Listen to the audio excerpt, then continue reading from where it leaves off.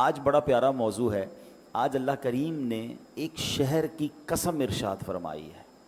اب رب کریم قسم ارشاد فرمائے. پہلے تو ایک بات یاد رکھیں کہ اللہ کریم جو فرمائے وہ حق ہے. رب سے زیادہ کون سچا ہے اس رب کریم.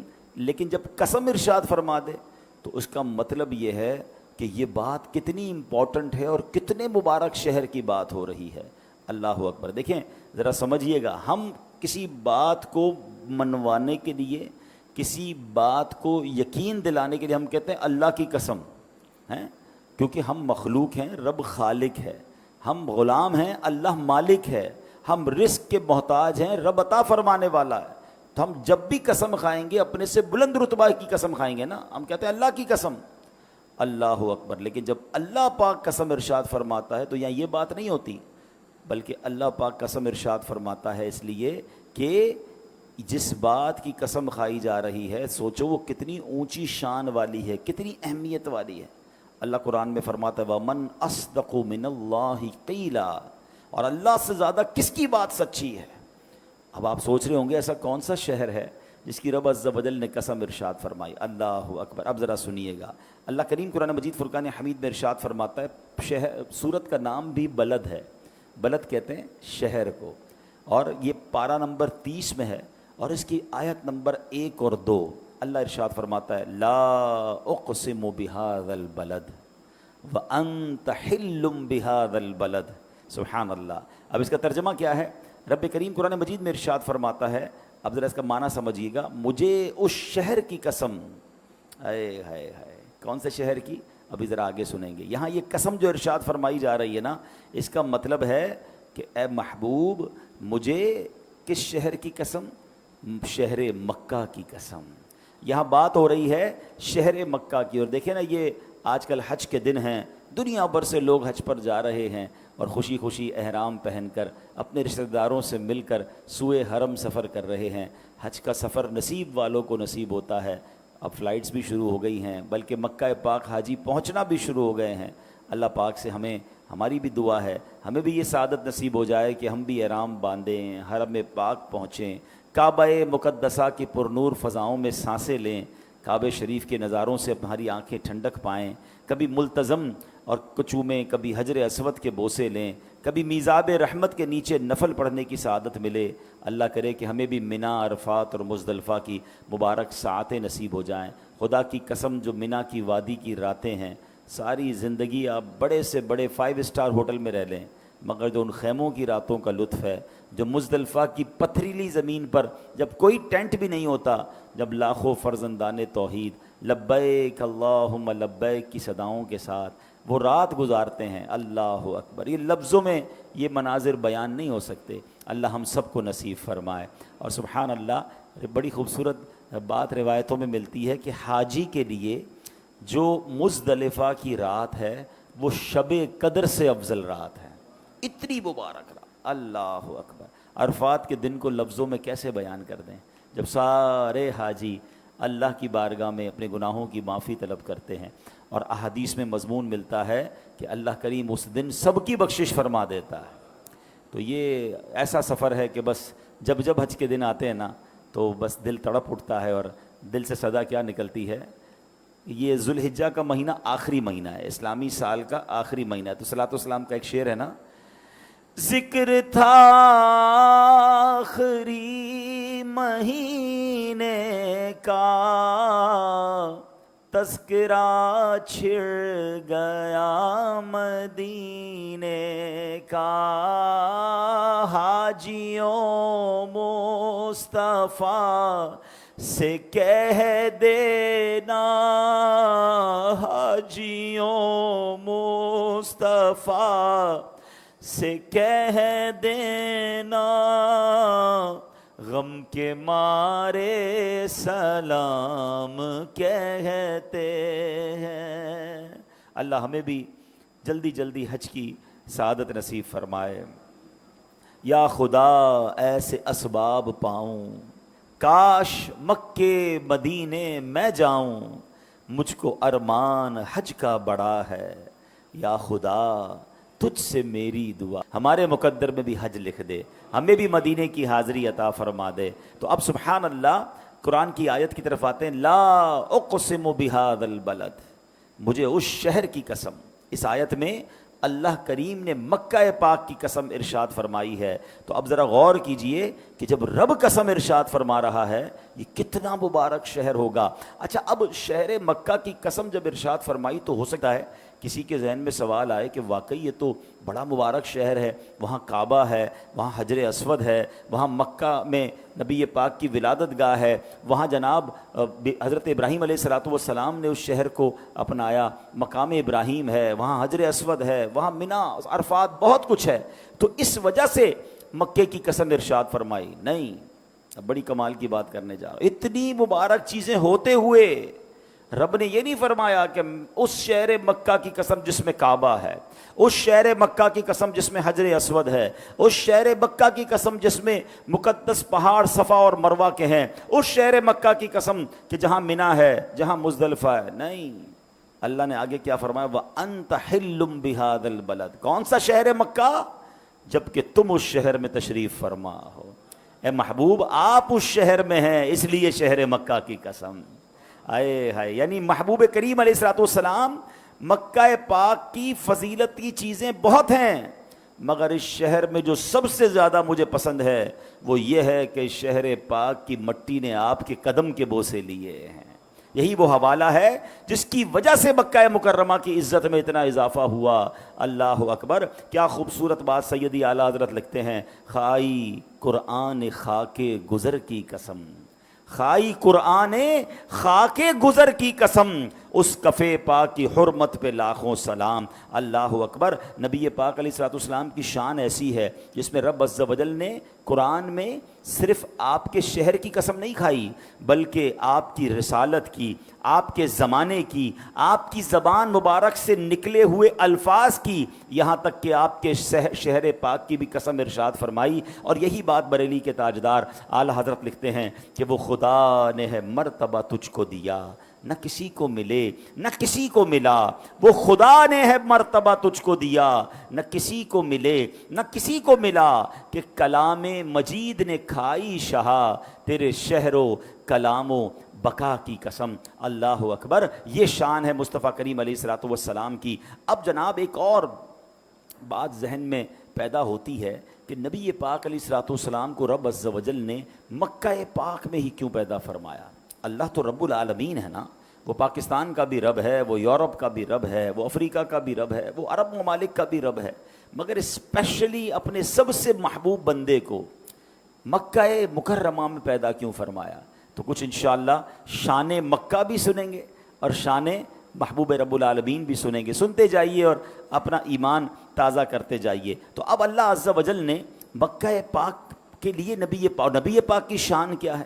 ایک بات یاد رکھیے گا کہ اللہ پاک کے رب ہونے کا اظہار جیسا رسول پاک علیہ الصلوۃ والسلام پر ہے ایسا کسی اور پر نہیں ہے. ہاں, اللہ نے جو شان عطا فرمائی نا اپنے حبیب کو, سبحان اللہ. اب آپ ذرا سمجھیے گا, رب تو وہ ہمارا بھی ہے نا, مگر ہماری اوقات کیا ہے؟ کمالات مصطفیٰ صلی اللہ تعالی علیہ وسلم کیسے ہیں؟ ہماری آنکھ تو اس دیوار کے پیچھے نہیں دیکھ سکتی ہے, اور نبی پاک کی شان یہ فرش پر بیٹھے تو عرش کو ملاحظہ فرما لیا کریں.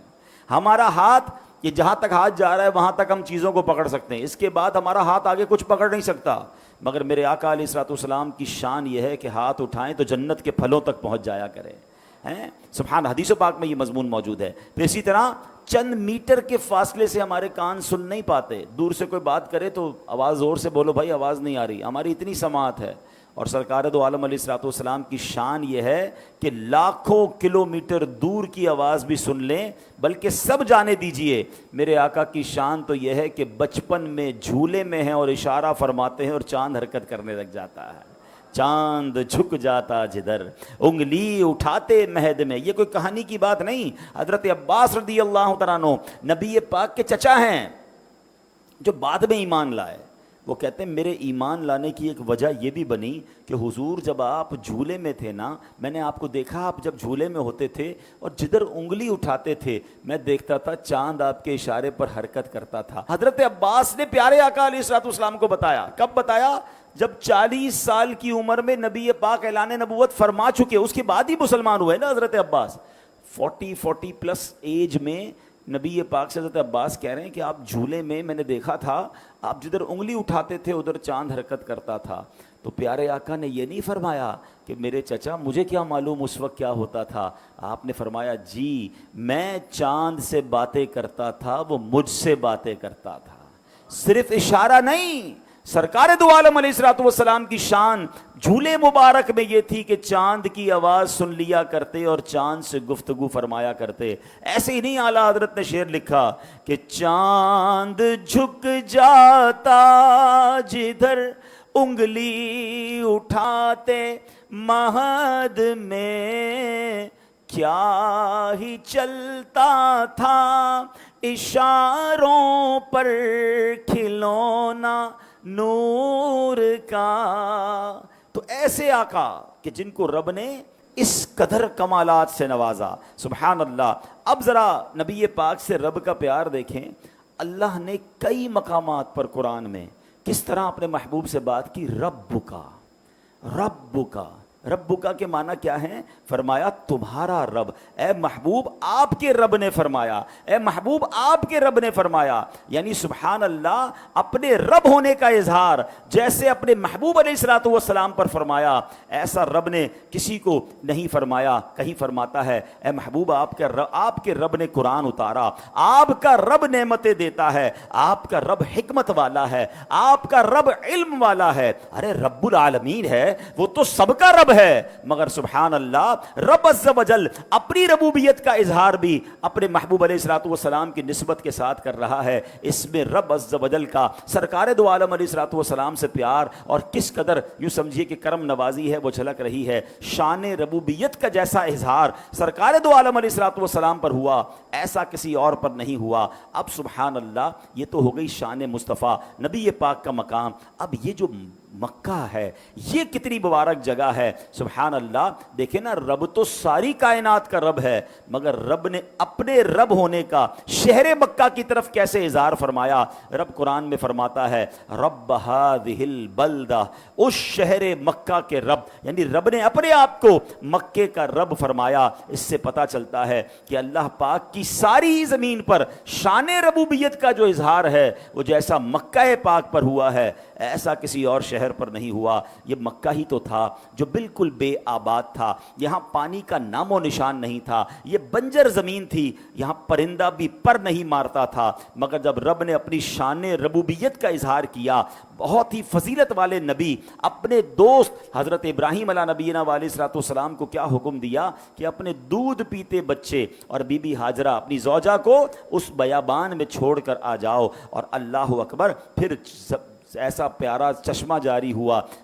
طویل واقعہ آپ نے سنا ہوگا کہ کس طرح ان کو پیاس لگی، وہ روئے، وہ گر گڑائے، اور اس کے بعد زمزم کا کنواں جاری ہوا، چشمہ جاری ہوا، لوگوں کے دل اب مکے کی طرف کھنچنے لگے۔ ایک بات یاد رکھیے گا، جہاں پانی ہوتا ہے وہاں زندگی ہوتی ہے۔ پانی آ گیا تو اب لوگ بھی آنے لگے، اور پھر اب کیا حال ہوا، اللہ نے کیسی شان ربوبیت کا اظہار کیا کہ جہاں مکے میں پرندہ پر نہیں مارتا تھا، آج حال یہ ہے کہ کروڑوں لوگ وہاں جانے کو ترس رہے ہیں۔ اندازہ کیجئے یہ رب نے کیسا آباد کیا، اپنی شان کا کیسا نظارہ ہمیں دکھایا کہ اب سال کا کوئی دن، کوئی لمحہ ایسا نہیں ہوتا جب طواف جاری نہ ہو، مکہ آباد نہ ہو۔ اللہ اکبر۔ تو اب ذرا سوچئے کہ ایک ایسی شخصیت ہے کہ جس پر شان ربوبیت کا سب سے زیادہ اظہار ہوا، ایک ایسا شہر ہے جس پر رب نے اپنی شان ربوبیت کا سب سے زیادہ پوری دنیا میں اظہار کیا، تو رب نے پھر اپنے محبوب کو مکہ مکرمہ میں پیدا کیا۔ اس سے اندازہ ہوتا ہے کہ مکے کی شان کیسی ہے۔ لا اقسم بہذا البلد وانت حل بہذا البلد، کیا فرمایا رب نے؟ مجھے اس شہر کی قسم جبکہ تم اس شہر میں تشریف فرما ہو۔ اچھا، مکہ مکرمہ کے بارے میں ایک اور بات سنیے تاکہ مزید شوق پیدا ہو اس مبارک شہر کی طرف جانے کا۔ ہمارے آقا علیہ الصلوۃ والسلام کیا ہیں؟ رحمت للعالمین ہے. نبی پاک کون ہیں؟ رحمت للعالمین، تمام جہانوں کے لیے رحمت بن کر تشریف لائے. ایک بڑی کمال کی بات بتاؤں، پیارے آقا جب سے تشریف لائے نا دنیا میں، عذابات آنا بند ہو گئے ہیں. پہلے کی قوم پر بڑے عذاب آتے تھے، پتھر برستے تھے، آگ برستی تھی، پوری پوری قوم غرق کر دی جاتی تھی. جب سے نبی پاک دنیا میں تشریف لائے ہیں، اس دنیا پر وہ والے عذابات کا سلسلہ ختم ہو گیا. اللہ اکبر. حضرت نوح علیہ السلام کی پوری قوم کو سیلاب میں غرق کر دیا گیا. قوم لوط کی جو قوم تھی اس کو آسمان پر اٹھا کر زمین پر پٹک کر برباد کر دیا گیا. جب سے نبی پاک آئے عذاب آنا بند ہو گئے. حالانکہ یہ اب عجیب بات تو یہ ہے کہ کفار مکہ مسلمانوں کو ٹیسٹ کرنے کے لیے، نبی پاک کو معاذ اللہ آرگیومنٹ کرنے کے لیے یہ دعا کیا کرتے تھے کہ ہم پر عذاب نازل کر کے دکھاؤ. اگر تم اللہ کے نبی ہو، جیسے پچھلی قوموں پر عذاب نازل ہوئے ہم پر عذاب نازل کر کے بتاؤ. بلکہ معاذ اللہ سے دعا کرتے تھے کہ اللہ ہم پر پتھر برسا دے، ہم پر دردناک عذاب اتار دے. ایسی جری قوم تھی کہ جو اس طرح کی دعائیں کرتی تھی. مگر قرآن میں رب نے جواب کیا دیا کہ تم پر عذاب نہیں آ سکتا. What was the reason? Listen carefully. اللہ فرماتا ہے وما کان اللہ لیعذبہم وانت فیہم، اور اللہ کی یہ شان نہیں کہ انہیں عذاب دے جب تک اے حبیب تم ان میں تشریف فرما ہو. ہیں تمہارے درمیان رسول پاک موجود ہیں، اس قوم پر عذاب نہیں آئے گا. اللہ اکبر. حالانکہ وہ دشمن تھے، وہ ایمان والے نہیں تھے، وہ اللہ رسول کے دشمن تھے، مگر دشمنوں کے درمیان بھی جب رحمت للعالمین تشریف فرما ہے تو عذاب نہیں آئے گا. تو سبحان اللہ، جو ایمان والے ہیں ان پر عذاب کیسے آئے گا؟ جو اللہ کے نبی کے دوست ہیں، اللہ کے ماننے والے ہیں، ان پر عذاب کیسے آئے گا؟ اور یہی بات اعلیٰ حضرت لکھتے ہیں، فرماتے انت فیہم نے عدو کو بھی لیا دامن میں. کیا فرمایا؟ وما کان اللہ لیعذبہم وانت فیہم. ارے ان پر عذاب کیسے آ سکتا ہے محبوب، تم ان کے درمیان ہو. وانت فیہم نے عدو کو بھی لیا دامن میں. عدو کہتے ہیں دشمن. حضور آپ ان کے درمیان تھے تو دشمن بھی بچ گیا، تو پھر دوست کا عالم کیا ہوگا؟ ذرا خوبصورت شعر سنیے گا. انت فیہم نے عدو کو بھی لیا دامن میں، عیش جاوید مبارک تجھے شیدائی یہ دوست. ارے جو نبی پاک کا شیدائی ہے اس کو تو پھر دنیا اور آخرت کی برکتیں مبارک ہوں. یہ تو وہ رحمت للعالمین ہے کہ جن کی وجہ سے دشمنوں پر عذاب نہیں آتا. تو جو ایمان والے ہیں وہ دنیا میں بھی خیر میں رہیں گے اور آخرت میں بھی خیر رہیں گے. اللہ ہمیں ایمان پر اور نبی پاک کی غلامی پر استقامت نصیب فرمائے. تو اے میرے پیارے اسلامی بھائیوں، اب آئیے قاضی عیاض رحمۃ اللہ تعالی لکھتے ہیں مکہ پاک کیسا برکت والا ہے. ایک مرتبہ حضرت سعدون خولانی رحمۃ اللہ تعالی کے پاس کچھ لوگ آئے اور بتایا کہ فلاں قبیلے نے ایک شخص کو قتل کیا، پھر اس کی لاش کو آگ لگا دی. مگر حیرت کی بات یہ تھی کہ رات گئے تک اس کا جسم آگ میں رہا، مگر اس کی جسم پر آگ نے کوئی اثر ہی نہیں کیا. یہاں تک کہ اس کا سفید رنگ جو تھا وہ بھی آگ کی جلنے کی وجہ سے ویسا کا ویسا ہی رہا، رنگ بھی کالا نہیں ہوا. بڑے حیران ہیں ہم کہ آگ کیوں اثر نہیں کر رہی اس بندے پر. سعدون خولانی رحمۃ اللہ تعالی نے فرمایا اس مرنے والے شخص نے 3 حج کیے ہوں گے. جا کر چیک کرو. معلومات کی تو پتہ چلا کہ ہاں اس نے تو 3 حج کیے ہیں. تو انہوں نے فرمایا مجھے یہ بات پہنچی ہے جو بندہ 1 حج کرے اس نے اپنا فرض ادا کیا، دوسرا حج کرے اس نے اللہ پاک کی بارگاہ میں قرض پیش کیا، اور جس نے 3 حج کیے اللہ پاک اس کے جسم اور جسم پر اگنے والے بالوں کو جہنم پر حرام فرما دیتا ہے. تو یہ مکہ پاک ہے، یہ حج ہے، یہ اللہ کی عبادت کے صلے ہیں. اللہ ہمیں یہ نصیب فرمائے. اب یاد رکھیے حدیث پاک میں ہے کہ جب قوم سمود پر عذاب آیا تھا نا، ان بدبختوں نے حضرت صالح علیہ السلام کی اونٹنی کو جب ذبح کر دیا، حضرت صالح کی بات نہ مانی تو ان پر عذاب آیا. تو اس عذاب نے پوری قوم کو ہلاک کر دیا. نوبڈی لیفٹ، سب مارے گئے، ایک شخص بچ گیا.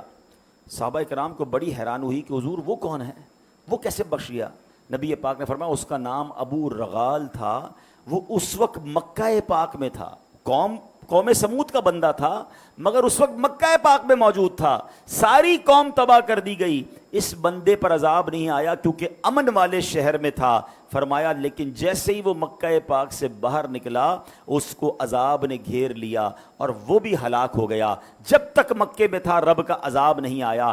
نبی پاک ایک بار طائف کی طرف جا رہے تھے، راستے میں ایک قبر کی طرف اشارہ کر کے فرمایا یہ ابو رغال کی قبر ہے، یہاں اس پر عذاب اترا تھا اور یہیں اسے دفن کر دیا گیا۔ اب نبی پاک کا علم دیکھیں، نبی پاک کی نظر دیکھیں، آقا کا فرمانا کافی تھا، مگر نبی پاک علیہ الصلوۃ والسلام نے ایک نشانی بتائی کہ ابو رغال کے ساتھ اس کی سونے کی چھڑی تھی، وہ بھی ساتھ دفن کی گئی ہے۔ اللہ اکبر! صحابہ اکرام علیہ رضوان نے قبر کھود کر دیکھا تو سونے کی چھڑی بھی موجود تھی۔ یعنی اللہ اکبر! نبی پاک کی علم کا عالم یہ اور آپ کی نظر کا عالم یہ، اور کس طرح اپنی بات کو آپ نے ثابت بھی فرما دیا کہ یہی ابو رغال کی قبر ہے۔ تو اس سے یہ پتہ چلتا ہے کہ مکہ امن والا شہر ہے، مکہ برکت والا شہر ہے، the very important city in the world۔ اور کیوں نہ ہو، نبی پاک نے اپنی 63 سالہ زندگی میں 53 سال مکہ پاک میں گزارے ہیں۔ اللہ اس شہر کی بار بار برکت نصیب فرمائے۔ اب سبحان اللہ،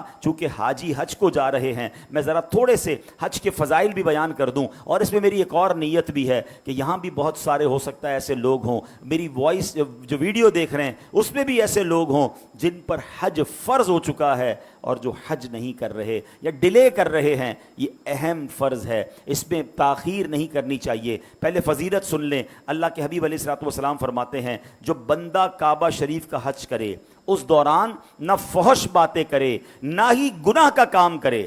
یہ بھی بڑا پرابلم ہے، حج بھی کرتے ہیں گندی باتیں بھی کر رہے ہوتے ہیں، حج بھی کر رہے ہوتے ہیں لڑائی بھی کر رہے ہوتے ہیں۔ یہ نہیں کرنا، یہ 2 کنڈیشن یاد رکھیں، فحش باتیں نہ کرے، گناہ کا کام نہ کرے، تو رجعا کا یوم ولدتہ امہ، وہ ایسے لوٹ جائے گا جیسے آج ہی ماں نے اس کو جنا ہے، یعنی آج ہی پیدا ہوا ہے۔ اس کا مطلب یہ ہوا اس کے پچھلے سارے گناہ معاف کر دیے جائیں گے۔